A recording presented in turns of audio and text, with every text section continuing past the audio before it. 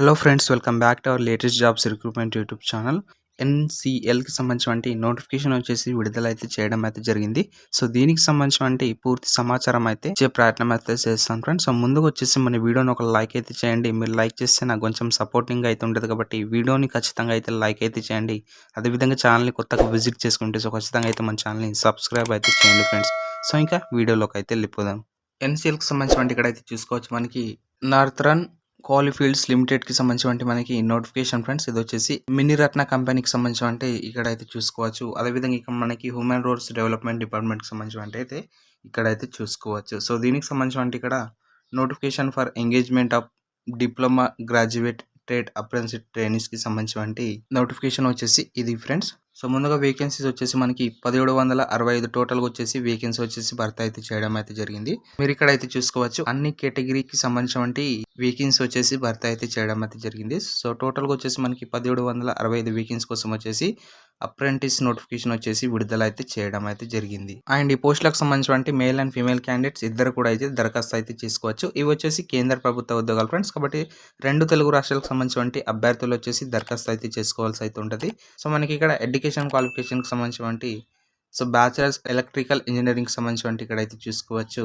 Degree in electrical engineering, electronics, అదేవిధంగా ఇంజనీరింగ్కి సంబంధించి bachelor of mechanical engineering, అదేవిధంగా బ్యాచిలర్ ఆఫ్ కంప్యూటర్ సైన్స్ ఇంజనీరింగ్కి సంబంధించి bachelor of mining ఇంజనీరింగ్కి సంబంధించి ఇక్కడ సో ఎడ్యుకేషన్ క్వాలిఫికేషన్కి సంబంధించి చూసుకోవచ్చు ఫ్రెండ్స్. అదేవిధంగా డిప్లొమా కోర్స్కి సంబంధించి బ్యాక్ ఆఫీస్ మేనేజ్మెంట్, ఫినాన్స్, అకౌంటింగ్కి సంబంధించి డిప్లొమా ఇన్ మిన్నింగ్ ఇంజనీరింగ్కి సంబంధించి, అదేవిధంగా డిప్లొమా ఇన్ మెకానికల్ ఇంజనీరింగ్కి సంబంధించి, డిప్లొమా ఇన్ ఎలక్ట్రానిక్ ఇంజనీరింగ్కి సంబంధించి, అదేవిధంగా డిప్లొమా ఇన్ ఎలక్ట్రానిక్స్ ఇంజనీరింగ్, అదేవిధంగా డిప్లొమా ఇన్ సివిల్ ఇంజనీరింగ్కి సంబంధించి ఇక్కడ ఎడ్యుకేషన్ క్వాలిఫికేషన్ వచ్చేసి అయితే చూసుకోవచ్చు. నెక్స్ట్ వచ్చేసి మనకి ఐటీఐకి సంబంధించి ట్రేడ్కి సంబంధించి ఐటీఐ ఎలక్ట్రీషియన్, అదేవిధంగా ఐటీఐ ఫిట్టర్కి సంబంధించి ఐటీఐ వెల్డర్, ఐటీఐ టర్నర్కి సంబంధించి సో ఇక్కడ వచ్చేసి ఎడ్యుకేషన్ క్వాలిఫికేషన్కి సంబంధించి ఇక్కడ అయితే చూసుకోవచ్చు. అలాగే ఐటీఐ మెకానిస్ట్కి సంబంధించి సో ఇక్కడ అయితే చూసుకోవచ్చు ఫ్రెండ్స్. ఈ విధంగా వచ్చేసి మనకి ఎడ్యుకేషన్ క్వాలిఫికేషన్కి సంబంధించి అప్రెంటిస్ వేకెన్సీ కోసం అయితే భర్తీ అయితే చేయడం అయితే జరిగింది.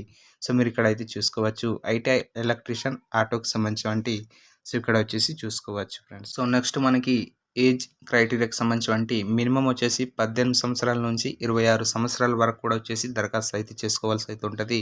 మేల్ అండ్ ఫీమేల్ క్యాండిడేట్స్ ఇద్దరు కూడా వచ్చేసి దరఖాస్తు అయితే చేసుకోవచ్చు పోస్టులకు సంబంధించి. అదేవిధంగా ఇక్కడ అప్పర్ ఏజ్ లిమిట్కి సంబంధించి ఏజ్ రిలాక్సేషన్ అయితే చూసుకోవచ్చు.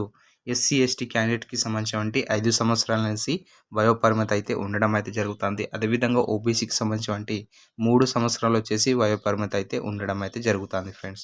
అదేవిధంగా ఇక్కడ మనకి సాలరీకి సంబంధించి ఇక్కడ అయితే చూసుకోవచ్చు మనకి. సో సాలరీ ఏ విధంగా ఉంటుందంటే సో బ్యాచిలర్ ఆఫ్ ఎలక్ట్రికల్ ఇంజనీరింగ్కి సంబంధించి 9,000 వచ్చేసి సాలరీ అనేసి అయితే ఉండడం అయితే జరుగుతుంది. తర్వాత వచ్చేసి పెంచడం అయితే జరుగుతుంది friends. So bachelor of mechanical ఇంజనీరింగ్కి సంబంధించి 9,000, అదేవిధంగా బ్యాచిలర్ ఆఫ్ మైనింగ్ ఇంజనీరింగ్కి సంబంధించి 9,000 వచ్చేసి ఇక్కడ అయితే చూసుకోవచ్చు.